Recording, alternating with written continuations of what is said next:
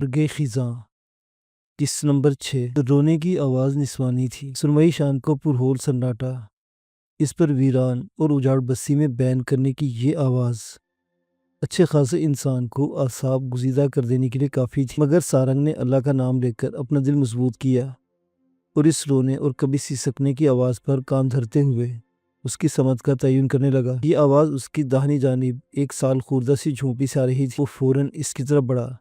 جھونپڑی ویران تھی۔ وہ حیران بھی ہوا کہ اس ویران بستی میں یہ عورت یہاں کیا کر رہی تھی۔ ایک عجیب بات ہوئی۔ سارنگ نے جیسے ہی جھونپڑی میں قدم رکھا، رونے کی آواز آنن فانن بند ہو گئی۔ سارنگ یہی سمجھا کہ جھونپڑی کے کسی کونے میں بیٹھی اس بدنصیب عورت کو شاید کسی قدموں کی آواز سنا دی گئی، اس لیے اب وہ بیچاری خوف کے باعث خاموش ہو گئی تھی۔ جھونپڑی خاصی بڑی تھی۔ سامنے کا حصہ منہدم ہو چکا تھا، البتہ سامنے پھوس کی لیپدار دیوار سلامت تھی جو کمرے نما کوٹھلی کی تھی۔ آواز ادھر سے ہی آ رہی تھی۔ سارنگ دھڑکتے دل کے ساتھ اکھڑے ہوئے فرش پر، پھوس اور تنکوں پر چلتا کوٹھلی کی طرف بڑھا۔ دروازہ غائب تھا، صرف چوکھٹ پراسرار عفریت کی طرح منہ کھولے کھڑی تھی۔ سارنگ نے باہر کھڑے کھڑے اندر جھانکا۔ کون ہے یہاں؟ اس نے بآواز بلند پوچھا، مگر جواب ندارد۔ اس نے دوبارہ پکارا تو پھر اچانک اسے دوبارہ رونے اور سسکنے کی آواز سنائی دی۔ وہ بری طرح چونکا اور اس کا دل دھک دھک کرنے لگا، کیونکہ اس بار رونے سسکنے کی آواز کسی اور جگہ سے آتی ہوئی سنائی دے رہی تھی۔ سارنگ کا ماتھا ٹھنکا۔ وہ ایک لمحہ ضائع کے بغیر واپس پلٹا اور اس منحوس جھونپڑی سے باہر نکل آیا۔ باہر نکلتے ہی اس سے اب چاروں طرف سے رونے چلانے اور حتیٰ کہ کہکہوں کی بھی آوازیں آنے لگی۔ سارنگ نے دل میں آیت الکرسی کا ورد کرنا شروع کر دیا۔ وہ اب لا تعلق ہو کر آگے ہی بڑھتا چلا جا رہا تھا۔ بارہا اسے ایسا بھی محسوس ہوا جیسے کوئی اس کے پیچھے دبے پاؤں چلا آ رہا ہو، مگر وہ اس ویران اور اجاڑ ماحول کی کارستانی جان کر رکے بغیر چلتا رہا۔ اچانک اس کی نظر سامنے ایک سارنی پر پڑی۔ وہ خاصی صحت مند تھی۔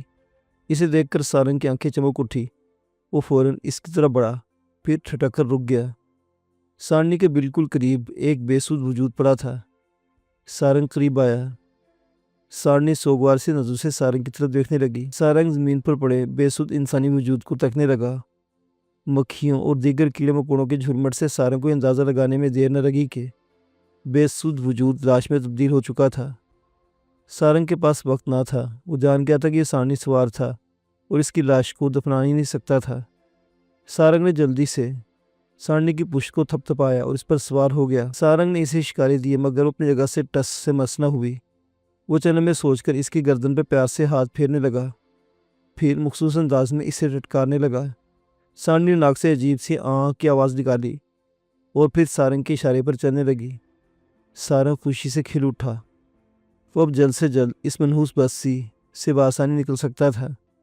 اگلے ہی لمحے سارنی ہوا سے باتیں کرنے لگی۔ سارنی پر ہلکی پھلکی زین بھی کسی ہوئی تھی۔ سارنگ ذرا ہی دیر میں بستی سے باہر تھا۔ اب وہ سارنی کو ریت پر گاترے کے اونٹوں کے پیروں کے نشانات پر دوڑائے چلا جا رہا تھا۔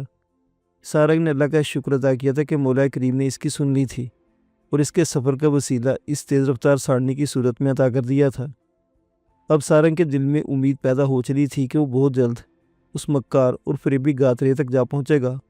سارنگ کو اپنی بھابھی اللہ وسعی کی پراسرار بیماری پین بلا کی طرف سے فکر لاحق تھی۔ اگر اس کا بر وقت علاج نہ ہوا تو وہ بیچاری ایڑیاں رگڑ رگڑ کر مر جائے گی۔ اس پریشان کن خیالات نے اسے بری طرح جھنجھوڑ ڈالا اور پھر وہ رکا نہیں۔ ان نے سارنی کی رفتار پہلے سے بھی زیادہ تیز کر دی۔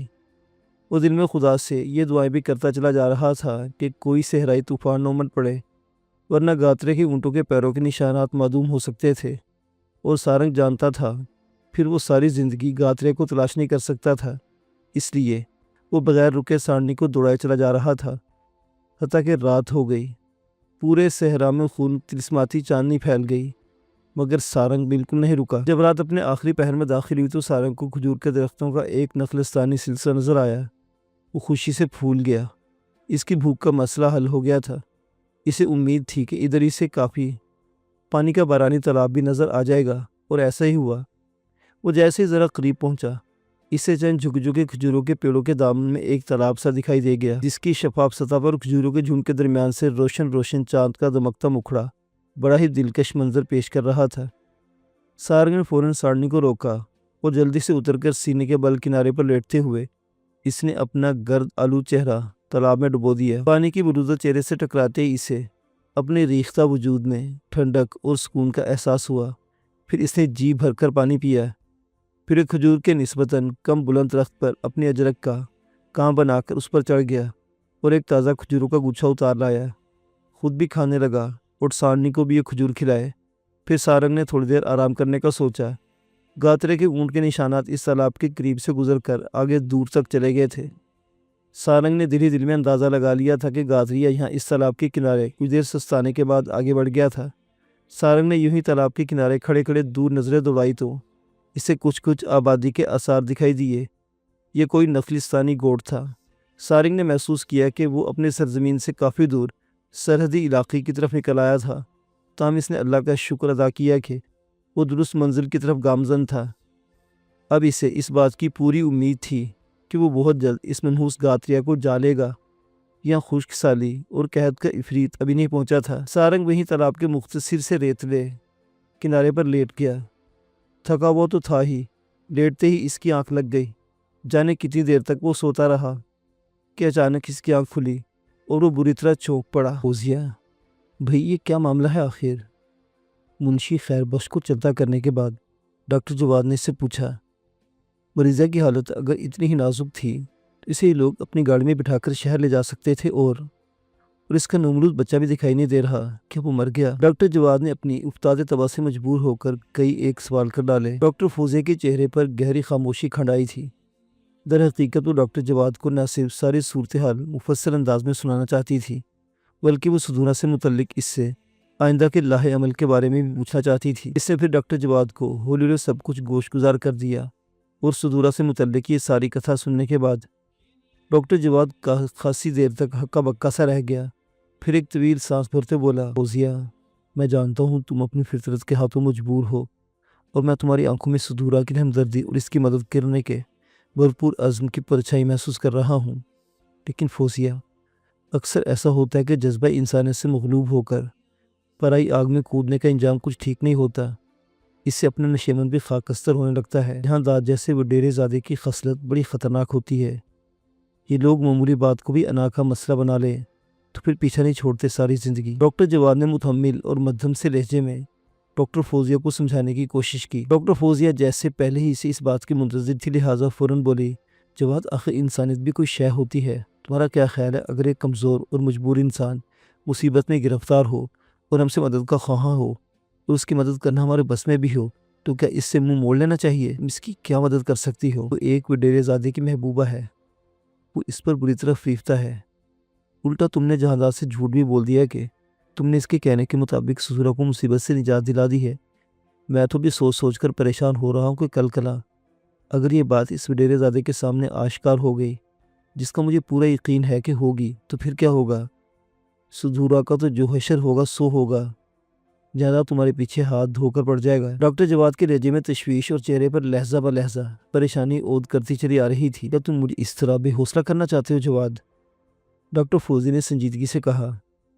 नहीं, मैं सिर्फ तुम्हें आइंदा हालात की संगीनी से बाखबर करना चाह रहा हूँ। डॉक्टर जवाद ने गहरी सांस लेकर कहा, फिर मजीद बोला, और वैसे भी अब क्या हो सकता है, तुमने ओखली में सर ही दे दिया है, तो अब आगे की सोचना चाहिए। डॉक्टर जवाद की बात सुनकर डॉक्टर फौजिया एकदम खिल उठी और चहक कर बोली, ये हुई ना मर्दों वाली बात। अच्छा, अब तुम मुझे मर्दों से मुर्दों में ना बदल देना। डॉक्टर जवाद माहौल की कसाफत दूर करने की गर्ज से बजला संजी से बोला तो डॉक्टर फौजिया के हिनाई लबों पर महबूबाना मुस्कुराहट ओद कर आई। देखो जवाद, मेरे दिमाग में आइंदा का लाहे अमल है। डॉक्टर फौजी ने दूसरे लम्हे संजीदा होते हुए कहा, हाँ बताओ, मैं सुन रहा हूँ। मैं सुधूरा को अपने साथ कराची ले जाऊंगी। डॉक्टर फौजी ने जैसे धमाका किया और डॉक्टर जवाद चौंक कर इसका मुंह तकने लगा। हाँ जवाद, मैंने इस मासूम और दुखों की मारी बेसहारा लड़की की मदद करने का फैसला कर लिया है। मैं इसे अपने साथ ले जाऊंगी और अपने घर में अपनी बहन बनाकर रखूंगी। डॉक्टर जवाद का हैरत से मुंह खुल गया और वो ऐसी नज़रों से डॉक्टर फौजिया को आंखें फाड़ फाड़ कर देखने लगा जैसे इसकी दिमागी हालत पर शुबा हो। ये तुम क्या कह रही हो फौजिया? फिर आखिर इसने उलझ कर पूछा। मैं ठीक कह रही हूँ, मगर तुम इसे अपने साथ शहर कैसे ले जाओगी? वो वडेरा ज़्यादा, क्या वो इसे तुम्हारे साथ आसानी से जाने देगा? हाँ, मैंने एक तरकीब सोच ली है सुधूरों को अपने साथ ले जाने की। मगर फौजी, तुम इस हालत में कैसे इसे अपने साथ रखोगी? नहीं नहीं फौजी, اتنا بڑا رسک کیسے اٹھاؤ گی؟ ڈاکٹر جواد پریشان ہو کر بولا، اگلا مالک ہے، کچھ نہ کچھ سوچ لیا جائے گا، مجھے پورا یقین ہے کہ کوئی نہ کوئی حل نکل آئے گا۔ ڈاکٹر فوزیہ نے بھرپور یقین سے کہا تو ڈاکٹر جواد خاموش سا ہو کر رہ گیا۔ ڈاکٹر فوزیہ اس کی کلاس فیلو اور اچھی ساتھی رہ چکی تھی۔ اس رائے سے جواد کو اسے سمجھنے کا کافی اچھا موقع ملتا رہا تھا۔ یہی سبب تھا کہ وہ ڈاکٹر فوزیہ کی خصوصی طبیعت اور ارادے کی پختگی سے اچھی طرح واقف تھا۔ وہ ایک دردمند دل رکھنے والی پرعزم لڑکی تھی، مگر ڈاکٹر جواد کو اب اس کی یہ صفات خطرناک محسوس ہونے لگی تھی، اور ساتھ ہی اس نے یہ بھی محسوس کر لیا تھا کہ ڈاکٹر فوزیہ کو اس ارادے سے باز رکھنا ناممکن اور عجز تھا، لہٰذا اس سے سردست خاموشی اختیار کر لی۔ اس کے بعد ڈاکٹر فوزیہ کیمپ کے دوسرے پورشن میں آ گئی جسے سدھورا کو رکھا ہوا تھا۔ اس نے محبت سے سدھورا کا ہاتھ تھام لے اور ملائمت سے بولی، سدھورا، تم آج سے میری بہن ہو۔ دیکھو اب میں تمہیں اپنے ساتھ شہر بلکہ اپنے گھر لے جانا چاہتی ہوں، تمہیں کوئی اعتراض تو نہیں؟ ڈاکٹر فوزیہ کے میٹھے اور پرخلوص لہجے پر سدھورا کی آنکھوں میں فرتے عقیدت سے آنسو نکل آئے۔ وہ جذبات سے کپ کپاتی آواز میں بولی، ڈاکٹرنی صاحبہ، میں اس قابل کہاں، آپ تو بہت عظیم ہے، میں اور اب کیا کہوں؟ تمہیں کچھ کہنے کی ضرورت بھی نہیں، اور ہاں، اب تم مجھے ڈاکٹرنی صاحبہ کے بجائے صرف باجی کہو، سمجھی؟ ڈاکٹر فوزیہ نے ملائمت سے کہا اور سدھورا کو گلے سے لگا لیا۔ سدھورا اٹھ بیٹھی تھی، پھر مان اس کی بڑی بڑی شرمگی آنکھوں میں تشویش کے سائے لہرا گئے، اور وہ اس لہجے میں ڈاکٹر فوزیہ سے بولی، ڈاکٹر صاحبہ، میرا مطلب ہے باجی، وہ مردود جہانداد کیا مجھے آپ کے ساتھ جانے دے گا؟ تم اس کی ملکیت نہیں ہو، وہ ہمارا کچھ بھی نہیں بگاڑ سکتا۔ تمہیں پہلے کی طرح ایک اور ڈرامہ کرنا ہوگا، لیکن باجی آپ یہ سب کیوں کر رہی ہیں؟ میری وجہ سے کہیں آپ بھی کسی مصیبت میں نہ پھنس جائے۔ سدھورا کے لرزیدہ لہجے میں اچانک تشویش در آئی، کچھ نہیں ہوگا مجھے، تم تو خود ایک بہادر لڑکی ہو، پھر ایسا کیوں سوچتی ہو؟ ڈاکٹر فوزیہ نے اسے تشفی دی۔ سدھورا نے اس بار بدلے لہجے میں جواب دیا، نہیں باجی، یہ بات نہیں، مجھے تو اب جہانداد سے نفرت ہو گئی ہے، سخت نفرت، بلکہ میرا تو جی کرتا ہے کہ میں اس درندے کا منہ نوچ لوں۔ ٹھیک ہے، بس پھر یہ فیصلہ ہو گیا، تو میری بات سنو، تم نے ایک نیا ڈرامہ کرنا ہے۔ یہ کہہ کر ڈاکٹر فوزیہ اسے سرگوشانہ لہجے میں کچھ سمجھانے لگی۔ یوں سدھورا کو میڈیکل کیمپ میں رہتے ہوئے اگلا دن بھی گزر گیا۔ جہانداد کے دونوں کارندے بدستور کیمپ میں موجود تھے۔ اس دوران منشی خیر بخش لینڈ کروزر میں وہاں آتا رہتا تھا۔ اگلے دن اس نے ڈاکٹر فوزیہ سے سدھورا کو فارغ کرنے کے لیے کہا تو ڈاکٹر فوزیہ نے منصوبے کے مطابق انکار میں سر ہلاتے ہوئے کہا، سدھورا کی حالت دن بدن بگڑتی جا رہی ہے، اسے شہر پہنچانے تک ادھر ہی کیمپ میں رکھنا ہوگا فی الحال، ورنہ اس کی زندگی میں خطرہ لاحق ہو سکتا ہے۔ ڈاکٹر فوزیہ کی بات سن کر منشی خیر بخش سوچ میں پڑ گیا۔ یہ بات ہی ایسی تھی کہ مزید آگے کچھ نہیں کہہ سکتا تھا، اس لیے خاموشی سے واپس لوٹ گیا۔ اس بار اس کے وہ دونوں کارندے بھی اس کے ساتھ لوٹ گئے۔ ڈاکٹر فوزیہ نے بے اختیار سکھ کا سانس لیا۔ یہ اسی دن کا ذکر تھا کہ دوپہر کے قریب انہیں ایک ہیلی کاپٹر لینے آ گیا۔ ڈاکٹر فوزیہ کی خوشی کا ٹھکانہ نہ رہا۔ اس کے خیال کے مطابق سدھورا کو اپنے ساتھ شہر لے جانے کا یہ بہترین موقع تھا، کیونکہ اب تو جہانداد کے وہ دونوں کارندے بھی واپس لوٹ گئے تھے، راستہ صاف تھا، لہٰذا جلدی کیمپ سمیٹا جانے لگا۔ یہی وہ وقت تھا جب اچانک ڈاکٹر فوزیہ کو دور ایک لینڈ کروزر تیزی سے دوڑتی نظر آئی۔ وہ بری طرح ٹھٹکی اور چونک کر ریت کے بگولوں کو دیکھنے لگی۔ پھر اگلے ہی لمحے لینڈ کروزر ریت کے بادل اڑاتی ان کے بالکل قریب آ کر رک گئی۔ اس کے بعد بھاری بھرکم شخص اجرک پر کندھوں پر ڈالے بڑے کروفر کے ساتھ نیچے اترا۔ اسے دیکھ کر ڈاکٹر فوزیہ کو اپنا سانس سینے میں اٹکتا محسوس ہوا۔ وہ جہانداد تھا۔ جہانداد کے لینڈ کروزر سے اترتے ہی اس کے ساتھ 3-4 مسلح کارندے بھی نیچے اتر آئے۔ ڈاکٹرنی صاحبہ، آپ ہماری مریضہ کو فارغ کیوں نہیں کر رہی؟ منشی بتا رہا تھا کہ جہانداد کا جملہ حلق میں اٹک گیا۔ دوسرے لمحے ڈاکٹر فوزیہ نے پراعتماد لہجے میں کہا، جہانداد صاحب، آپ میرے ساتھ ہیں، یہاں باتیں کرنا مناسب نہیں۔ جہانداد نے تفہیمی انداز میں سر ہلایا۔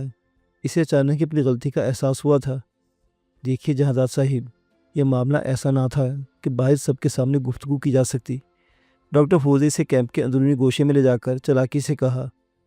یہ سدھورا بھی اس ٹیچر پر دراز تھی اور پہلے سے سوچے سمجھے ڈرامے میں حقیقت کا رنگ بھرنے کے لیے نیم ہوشی کے عالم میں اپنا سر دامے پٹک رہی تھی اور تکلیف کے مارے کرا بھی رہی تھی۔ ڈاکٹرنی صاحبہ، کیا ہوا اسے؟ یہ تو بھلی چنگی تھی۔ اچانک جہانداد سدھورا کی حالت دیکھ کر قدرے تفشیش بھرے انداز میں بولا، اس کی طبیعت تو اب تک سنبھل ہی نہیں سکی جہانداد صاحب۔ ڈاکٹر فوزیہ نے سرگوشانہ لہجے میں کہا، یہ بہت کمزور تھی، مگر آپ کی ضد تھی کہ یہ کام اس وقت اب خون زیادہ بہنے کی وجہ سے بلڈ پریشر مزید گرتا جا رہا ہے، تو پھر اب کیا ہوگا؟ گھبرانے کی بات نہیں، میں اسے اپنے ساتھ شہر لے جا رہی ہوں۔ وہاں ایک مشہور لیڈی ڈاکٹر ہے جو ایسے کیس حل کرنے میں ماہر ہے۔ لیکن ڈاکٹر صاحبہ، میں خود ہی کیوں نہ؟ نہیں، خطرہ آپ نہ مول لیں تو اچھا ہے۔ اس سے مرزا کی حالت بگڑ سکتی ہے، اور پھر یہ کیس بھی میرے ہاتھوں ہوا ہے، اس لیے میں ہی زیادہ تفصیل دے سکتی ہوں تاکہ اس کا علاج کرنے میں آسانی ہو۔ ہمارے پاس ہیلی کاپٹر ہے، ہم چند منٹوں میں شہر پہنچ جائیں گے، جبکہ آپ کو گاڑی میں بہت دیر لگے گی۔ ڈاکٹر فوزیہ کی ٹھوس دلیلوں نے جہادات کو رام کر لیا، ورنہ وہ یہی تہیہ کر کے آیا تھا کہ سدورا کو خود ہی شہر لے جائے گا۔ اچھا ڈاکٹرنی صاحبہ، مگر شہر میں آپ کو کہاں تلاش کروں گا؟ ڈاکٹر فوزیہ نے اسے ایک بڑے پرائیویٹ میڈیکل سینٹر کا پتہ بتایا جب وہ سدورا کو داخل کروانا چاہتی تھی۔ جہادات نے سوچ کر اس بات میں اپنا سر ہلا دیا اور ڈاکٹر فوزیہ کا شکریہ ادا کر کے واپس چلا گیا۔ جاتے ہوئے وہ اندیا دے گیا تھا کہ وہ جلدی مذکورہ میڈیکل سینٹر پہنچنے کی کوشش کرے گا۔ اس بلا کے ٹلتے ہی ڈاکٹر فوزیہ نے سکھ کا سانس لیا، ورنہ وہ ڈر گئی تھی کہ اس بلا سے کیسے جان چھڑائے گی۔ ڈاکٹر فوزیہ اس بات کا بھی شکر ادا کیا تھا کہ جہادات اس بار اپنے کسی کارندے کو اس کے سر پر مسلط نہیں کیا تھا، اور دوسری سب سے اہم اور خوشائند بات یہ تھی کہ اس نے محسوس کی تھی کہ جہادات نے اس کا نام نہیں پوچھا تھا۔ ڈاکٹر فوزیہ جہادات کو جتنا شاطر سمجھ رہی تھی، اس سے کہیں زیادہ وہ بیوقوف نکلا تھا۔ سانول، ملوکہ نے زیر لب اور بڑی وارفتگی سے نام دہرایا، جسے قریب کھڑی میرا نہیں سن سکی۔ البتہ اس نوجوان سانول نے اپنا نام ضرور سن لیا۔ اپنا نام سن کر قدرے چونک کر ملوکہ کا چہرہ تکنے لگا۔ ملوکہ اسے بڑی مخمور نگاہوں سے دیکھ رہی تھی، پھر اسے اپنی جانب دیکھتا پا کر شرم سے نگاہیں نیچی کر لی۔ جب سانول نے اس سے تفصیلاً ان کے بارے میں پوچھا تو ملوکہ نے اپنی ساری رام کتھا اسے سنا ڈالی کہ تم دونوں کو پورا یقین ہے کہ تمہارے ماں پیو بدینی کی طرف گئے ہیں۔ ساری داستان سننے کے بعد سانول نے ان سے پوچھا تو ملوکہ نے خاموشی سے اس بات پہ اپنا سر ہلا دیا۔ اپنے ماں باپ کے ذکر پر ملوکہ اور میرا دونوں کے چہرے غمگین ہو گئے تھے۔ ٹھیک ہے، پھر مجھے وہاں کا راستہ آتا ہے۔ وہ میرے رشتے کا ایک ماما اللہ رکھیو رہتا ہے، وہ بے اولاد ہے، کھیتی باڑی کا کام کرتا ہے۔ میں بھی اسی طرف جا رہا تھا۔ اس نوجوان کی بات سن کر دونوں خوشی سے نہال ہو گئی۔ ملوکہ زیادہ خوش تھی کہ یہ بانکر سجیلا نوجوان ان کی مدد کرنے پر آمادہ ہو گیا ہے۔ وہ اس کی ہمراہی میں اب تک وارفتگی اور عجیب سا سرور محسوس کرنے لگی تھی۔ بہرطور ان لوگوں نے فی الفور کوچ کرنے کا قصد کیا اور آگے چل پڑے۔ خیمے کا مختصر سا سامان سانول نے لپیٹ کر اپنے اوپر لاد دیا تھا۔ خوش قسمتی سے اگلے دن صبح یہ لوگ ایک کارواں سے جا ملے جو ٹنڈو باغو کی طرف جا رہا تھا۔ بدین وہاں سے زیادہ دور نہ تھا، وہاں سے انہیں کوئی بیل گاڑی مل سکتی تھی، لہٰذا وہ اس کارواں میں شامل ہو گئے۔ یہ قافلہ خاصا منظم تھا، اس میں مال مویشی بھی تھے اور بیل گاڑیوں کے علاوہ اونٹ بھی تھے۔ ان تینوں نے خدا کا شکر ادا کیا۔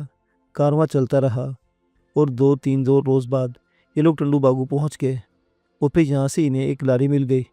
وہ اس میں سوار ہو کر بدین کے ایک چھوٹے سے نواحی گوٹ میں پہنچ گئے۔ یہی ان کا مطلوبہ گوٹ تھا۔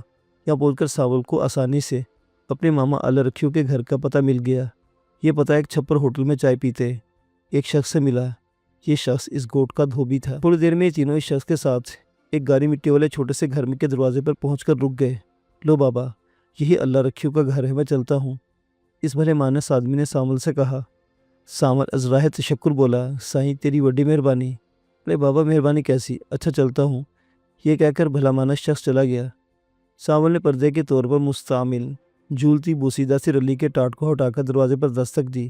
ارے بابا کون ہے، آ جاؤ اندر، در کھلا ہے۔ اندر سے ایک کھانسی آواز سنائی دی۔ سانول نے دھیرے سے دروازے کو دھکیلا اور پھر پہلے ملوکہ اور میرا کو اندر داخل ہونے کا راستہ دیا، پھر خود بھی اندر چلا گیا۔ سامنے ہی کچے سین میں ایک عمر رسیدہ شخص کھری چارپائی پر چائے کی پیالی تھامے ہوئے نظر آیا۔ یہی سانول کا ماما اللہ رکھیو تھا۔ عمر رسیدہ ہونے کے باوجود ماما اللہ رکھیو کی نظریں تیز تھیں۔ صحن خاصا بڑا تھا اور چارپائی بھی دروازے سے دور بچھی ہوئی تھی، مگر ماما اللہ رکھیو اپنے بھانجے سانول کو فوراً پہچان گیا اور جلدی سے پہلے ایک طرف رکھ کر چارپائی سے اٹھ کھڑا ہوا۔ دونوں ماما بھانجے بڑی محبت اور گرم جوشی سے ایک دوسرے سے بدلگیر ہوئے۔ پھر ماما نے ملوکہ اور میرا کے سر پر باری باری ازراہ شفقت ہاتھ دھرا اور سانول سے ان کے بارے میں پوچھا۔ سانول نے مختصراً ملوکہ اور میرا کے بارے میں بتایا کہ یہ دونوں اپنے ماں باپ کو تلاش کر رہی ہیں جو اسی گوٹ میں آئے ہیں۔ پوٹ بھلا خدا بخش، اور ادی نہالا کدھر ہے؟ وہ تیرے ساتھ نہیں آئے؟ اچانک ماما نے سانول سے پوچھا تو سانول کا چہرہ سوگوار ہو گیا۔ ماما، ماں پیو تو گزر گئے، بہت بیمار ہو گئے تھے وہ، سانول نے رنجیدہ لہجے میں کہا۔ ये सुनकर मामा को एक झटका लगा और वो चारपाई पकड़कर बैठ गया। बहनोई और बहन की मौत की खबर ने इसे गहरा सदमा पहुंचाया था। सांवल ने मामा के कंधे पर कपकपाता हाथ रखा और गम से चूर लहजे में बोला, मामा, हमारे घर में जो में टूटी है, इसमें नौजवान लोग कहत की वजह से अपनी जानें हार बैठे हैं। बूढ़ों का क्या हाल होगा, तुम खुद सोच लो। जरा देर की सोगवार खामोशी के बाद मामा ने अपने कांधे पर धरी मैली चेक्ड अजरक से अपने आंसू पूछे, फिर ज़ेरे रब दुआ पड़ी और हुक्म अल्लाह का कहकर फिर मलूक और मीरा से बोला, अड़ी धियो, तुम क्यों खड़ी हो, आ जाओ बैठो, इधर तू भी बैठ सामले, मैं तुम्हारे लिए मनी टुकड़े का बंदोबस्त करता हूँ। यह कहकर वो करीबी बनी एक छोटी सी रसोई की तरफ बढ़ने लगा। मलूका ने एकदम खड़े होकर कहा, मामा तू क्यों तकलीफ करता है, मैं मनी बना लेती हूँ। ना दिए ना, तुम लोग तो पहले ही थके टूटे हो, और खुद ही बना लेता हूँ। बेचारी भागी के गुजरने के बाद पिछले 10-12 साल से मैं खुद ही खाना बना रहा हूँ। मामा अल्लाह रखे ने तवील सांस लेकर कहा और अपना सर धुनता हुआ रसोई की तरफ बढ़ गया। या तेरे मामे का दुनिया में कोई नहीं है अड़े सांवल, अकेला ही रहता है इस घर में? मलूका ने चारपाई पर बैठते ही पूछा। वो फीकी मुस्कुराहट के साथ बोला, हाओ, मामी भाग्यों को गुजरे 10 साल बीत के हैं। बेचारे मामे अल्लाह रखियों ने जाने की दूसरी शादी भी नहीं की, बस अपने ही हाल में मस्त रहता है। ये करता क्या है, मेरा मतलब है अपनी गुजर बसर कैसे करता है? मलूका ने अगला सवाल किया। खेत मजदूरी करता था पहले तो, अब पता नहीं क्या करता है, आए तो पूछूं, सांवल ने कहा। फिर थोड़ी बाद मीरा ने सांवल से पूछा, अद्दा सांवल, क्या हमारे माँ प्यो इसी गोट में हो गए? उसे अपने माँ प्यो की दूरियाँ बर्दाश्त नहीं होती, पता नहीं वो कितने परेशान होंगे। तूने हम पर बहुत बड़ा एहसान किया है अद्दा, एक और एहसान कर, हमें अपने माँ प्यो से मिला दे। अल्लाह साईं करेगा तेरे माँ प्यो ज़रूर मिल जाएंगे, तू क्यों घबराती है? मुझे अद्दा कहा है तो मैं अपना ये वादा ज़रूर पूरा करूँगा। मैं भी मामा से इस सिलसिले में बात करता हूँ। सांवल ने इसे तसल्ली दी। इतने में मामा अल्लाह रखियो एक बड़ी सी डलिया में चावलों की 5-6 बड़ी बड़ी रोटियां लेकर आ गया, जिस पर देसी घी के तड़के के अलावा साग भी रखा हुआ था। फिर इन तीनों ने मिलकर खाना खाया। इस वक्त शाम के साए सुरमई होने लगे थे और हफ्ज़दा माहौल में ज़रा कमी वाक़ई होने लगी थी। इस दौरान मामा ने सेन में ताज़े पानी का छिड़काव किया तो कच्चे सेन की ज़मीन और दीवारों से सूंधी मिट्टी की महक सी उठने लगी। मामा, अब सबसे पहला काम इन दोनों छोकरियों के माँ प्यो को तलाश करना है। तेरे को कुछ पता कि मामा के थर से आए हुए कितने ख़ानदान इधर आकर बसे हैं? सांवल ने पूछा। मामा लखन ने ज़रा सोचकर जवाब दिया, हाउ पुट, थर से आए हुए यूँ तो बहुत से लोग हैं, बल्कि अभी तक आमद है यहाँ आसपास के गोठों में भी कुछ आबाद हुए हैं, इन्हें ढूंढना पड़ेगा। वो मलूक और मीरा की तरफ देखकर बोला, धियो, तुम्हारे माँ प्यो के नाम क्या हैं और वो जिस काफिले में थे उसका सालार कौन था? मलूक और मीरा ने अपने अपने वालिदैन के नाम बताए और सलार कारवां साईं बख्श का जिक्र भी किया। फिर मीरा ने कदरे तफक्कुर अमेज़ बेचैनी से पूछा, मामा क्या हमारे माँ प्यो हमें मिल जाएंगे? इसके इस मासूमाना सवाल पर मामा ने इसके सर पर प्यार से हाथ धरते हुए कहा, हाओ दिए, तुम क्यों हौसले हारती हो, मैं हूं ना, ढूंढ ही लूँगा, अल्लाह साईं हमारी रहबरी करेगा। अच्छा ये बताओ धियो कि तुम्हें पूरा यकीन है कि जिस काफिले में तुम्हारे माँ प्यो शामिल थे इनकी मंजिल यही थी? हाँ मामा, मेरे कारवां चाचा साईं बख्श की मंजिल कदीम का यही गोट था। इस बार मलूका ने पूरे एतमाद लहजे में कहा।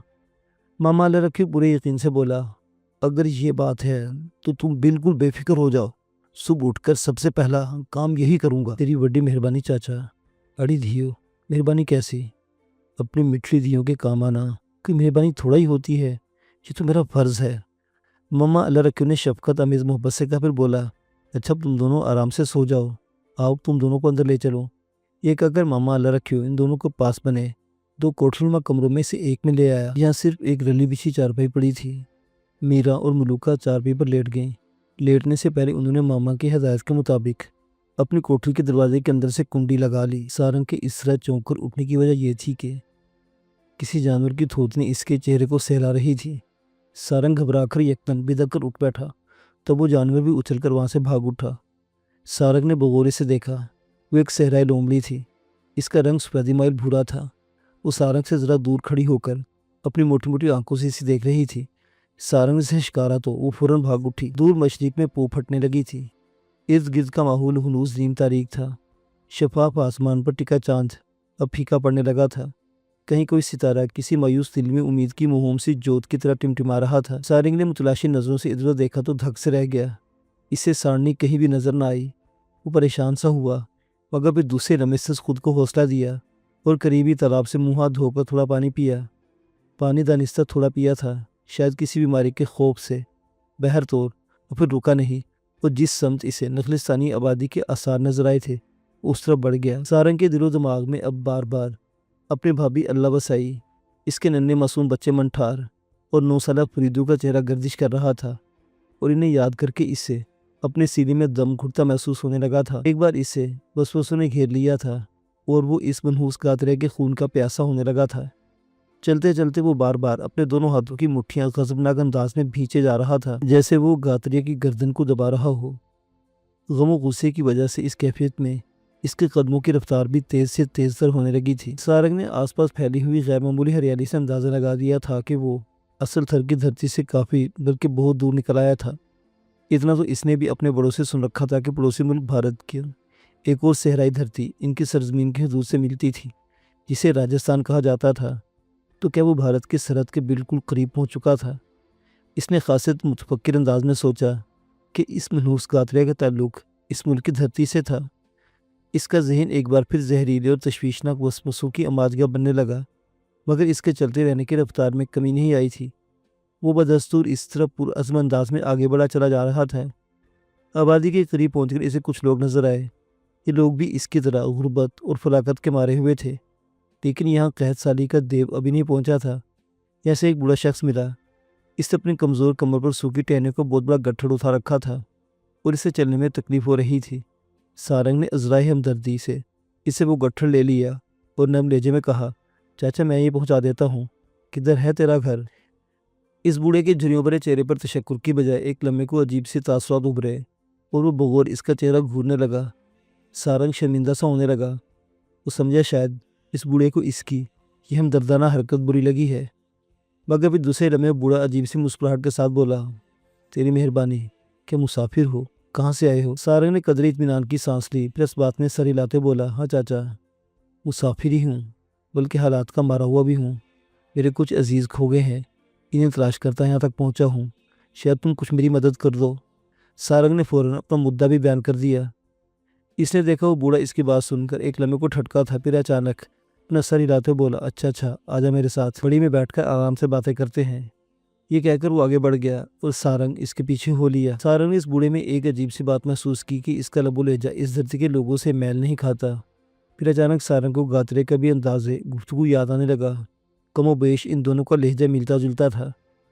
ज़रा देर बाद वो बूढ़ा इसे अपने फूस की झोपड़ी में ले आया। झोपड़ी खासी कुशादा थी और अंदर इसका एक और भी छोटा सा गोशा था। वहाँ इसे एक सांवली सी दुबली पतली मगर तीखे नकूश वाली एक लड़की नजर आई। शायद इस बूढ़े की बेटी है। सारंग ने अंदाज़ा लगाया और इसने झाड़ियों का गट्ठर फर्श पर पटक दिया। बापू ये कौन है? लड़की सारंग को तीखे चितवनों के साथ घूरते बोली। इसके बापू कहने के अंदाज पर सारंग एक बार फिर ठटका था। बेटी मुसाफिर इस बेचारे के अजीज रिश्तेदार खो गए हैं, इन्हें तलाश करता यहाँ तक पहुँचा है। इसके बाप ने जवाब दिया। फिर सारंग के झिलंगा सी चारपाई पर बैठने का इशारा किया। क्यों रे, क्या नाम है तेरा? लड़की तीखे अंदाज में मुखातिब होकर बोली। सारंग को इसका अंदाज बुरा लगा। इसने खासे अखड़ लहजे में जवाब दिया, सारंग, तेरा कौन खो गया है? अरे इमली, तूने इस बेचारे पर भी थानेदारी शुरू कर दी। इस गरीब को तो दम देने दो, तो खुद इससे पूछता हूँ। बूढ़े ने अपनी बेटी को टोका तो सारंग इसके तीखे चतुन में लड़के का नाम भी मालूम हो गया, जिसे सुनकर इसके मुस्कुराने को जी चाहा, मगर वो इमली के तेवर देखकर अपने ख्वाहिश को दबा गया। इसके बाद बूढ़ा सारंग के सामने चारपाई पर बैठते हुए अपनी बेटी से बोला, तू जा, थोड़ा खाने पीने को ले आ। इमली वहाँ से टली तो बूढ़े ने सारंग के चेहरे पर अपनी नजरें जमाते हुए पूछा, हाँ भाई बाल के, अब जरा तफसील से मुझे आखिर तक मामला क्या है, तेरा कौन खो गया और कैसे? बूढ़े की इस तफसार पर सारंग ने इसे फरेबी गातरे के मुतल्लिक बता दिया, साथ इसका नाक नक्शा भी बयान किया। अब तो इस बूढ़े के चेहरे पर पहले से ज़्यादा गहरी पुरस्रात खंड आई और वो काफ़ी देर तक गुमसुम सा बैठा रहा। सारंग अपने तई इस बूढ़े के तासुरात का अंदाज़ा लगाते हुए समझा कि इस बूढ़े को मरदूद गातरे के बारे में इल्म है। फिर बेहतर से बूढ़े से पूछा, चाचा, तूने क्या इस शख्स को कहीं देखा है? इस बस्ती में आया है? हाँ, देखा तो है, बूढ़े ने गोमगू लहजे में कहा। सारंग एकदम पुरजोश मुसर्रत से बोला, क्या तू सही कह रहा है? ये बता कहाँ है वो? मैं भी इसको जाकर टोटे करता हूँ, मैं बताता हूँ। वो शख्स यकीनन गातरे होगा, पर इसके साथ मैंने किसी औरत या बच्चे को नहीं देखा, मगर वो तो यहाँ से आगे निकल गया है। बूढ़े की बात सुनकर सारंग की उम्मीदों पर ओस पड़ने लगी। पर तू चिंता न कर, आराम से बैठ, जिसके पास आकर रुका था मैं इसे जानता हूँ। तू जरा यहाँ भोजन कर, मैं भी आता हूँ। मैं भी तेरे साथ चलूँगा। सारंग ने कहा, नहीं, इतनी जल्दबाजी ठीक नहीं। मुझे लगता है वो जिसके पास कुछ दिन रहा था वो ज़रूर इसका साथी होगा। तेरे को देखकर वो चौंक जाएगा। मैं खुद इसे अपने तौर पर कुरेद दूंगा। ये कहकर बूढ़ा उठा और बाहर चला गया। सारंग की भूख उड़ गई और वो बेचैनी से इसके लौटने का मुंतजिर था। अरे ये बापू किधर चला गया? मैं तो इसके लिए भी रोटी लाई थी। अचानक सारंग के कानों में इमली की खनकती आवाज़ उभरी तो वो चौंका। इमली एक बड़ा सा थाल पकड़े इसकी चारपे के करीब खड़ी थी। चले तू ही खा ले सारा, तू तो बहुत भूखा होगा, इमली ने खास खनकती आवाज़ के साथ कहा और थाल इसके सामने चारपाई पर धर दिया। मुझे भूख नहीं, तेरी मेहरबानी। सारंग इस वक्त खासा परेशान था। भूखा होते भी इसका खाने को जी नहीं चाह रहा था।